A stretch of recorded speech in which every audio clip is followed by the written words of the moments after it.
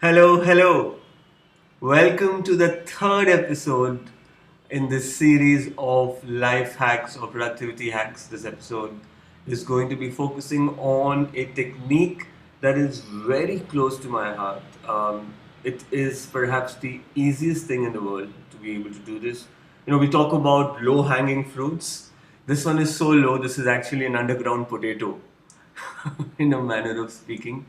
Do not let its simplicity deceive you. It is perhaps if I were to draw a quick list of 10 things that I can do to improve relationships, to improve communication, to improve productivity, even this would invariably be right at the very top. So, what are we talking about? We are talking about replacing one three-letter word that we use in our conversation with another three-letter word. Both are very, very commonly, frequently used words. The first three-letter word is but, and we seek to replace this three-letter word with and. Every single thing, everything that you want to say with a but can be said with an and. Bar none. There is no exception to this rule. Okay. The usage of but does three things.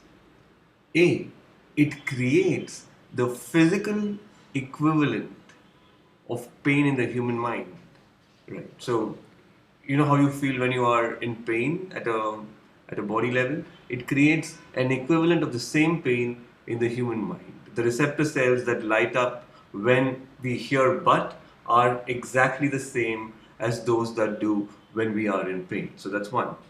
Second, and you have noticed this already, subliminally, if not consciously, the usage of but, and certainly the repeated usage of but, changes the emotional temperature of the room. And like rooms have a physical temperature which is 23 degrees, 35 degrees, etc., every room has a constantly evolving dynamic emotional temperature of the room. And you will notice just the usage of the word but, irrespective of what came before it or what came after it, changes the emotional temperature of the room for the worse. You are unlikely to achieve whatever it is that you're trying to achieve by way of your communication by the constant usage of but. And third, at the most cellular level, but invalidates everything else that came before it. So the moment I start a statement, I use five, six words, and then I say, but I just trivialized the first six, seven words that I used. Right. So what's the antidote?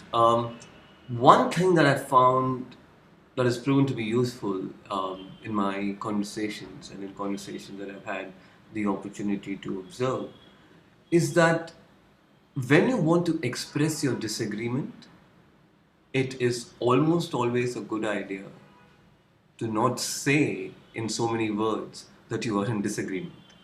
Just go ahead and say what you want to say. Think about it. The moment you say you are in disagreement, you are now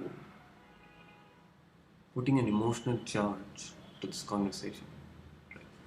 Uh, Human beings have an infinite capacity to make things about us, especially when things are not about us, right?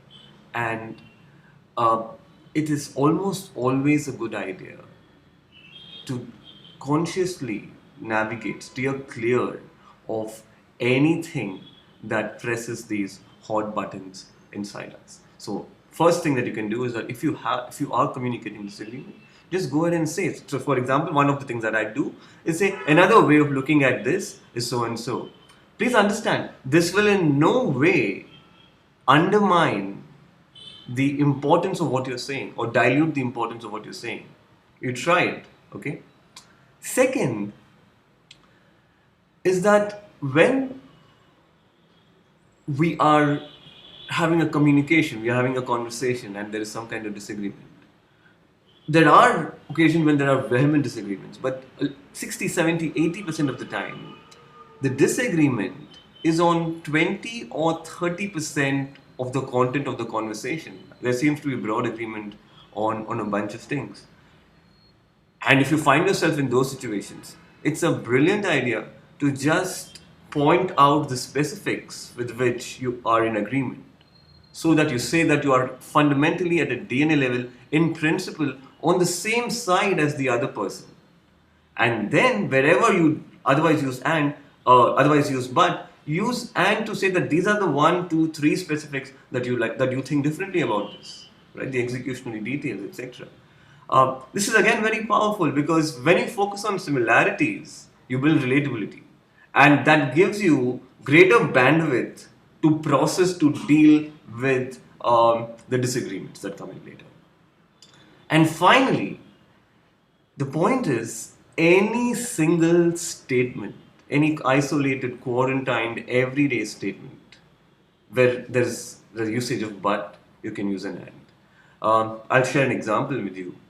One of the most common happenings in the workshops that we do is that at about 1 o'clock, someone raises a hand and says that he or she is hungry and that they'll like to break for lunch. We typically break for lunch at 1:15 or 1:30, and it's sort of pre-decided at the top of the day. And when someone says that it's 1 o'clock and I'd like to break for lunch, I can either say, but it's only 1 o'clock. And now, if I do that, wish me good luck with the rest of the workshop now. Right? Or I can say, I can see that you're hungry, and it's 1 o'clock right now, and I think you should be able to break in the next 15 minutes or 30 minutes, as the case may be. Now, this is the most peripheral of conversations that could have gone straight, setting up on the tension charts, right? Had I moved the focus from the subject to the person, right? So, it's always a good idea to see in what you're saying, is the focus shifting from the subject to the person, from the message to the messenger. Right? In sum, what we're really saying is, and this is a useful benchmark for me to have, is that it is bad enough that we disagree with one another when we are saying different things. It's bad enough. It is absolutely criminal that we disagree with one another simply because we are saying the same things differently. Use and instead of but, and see the magic flow. Right? I hope you enjoyed this. I hope you found this useful.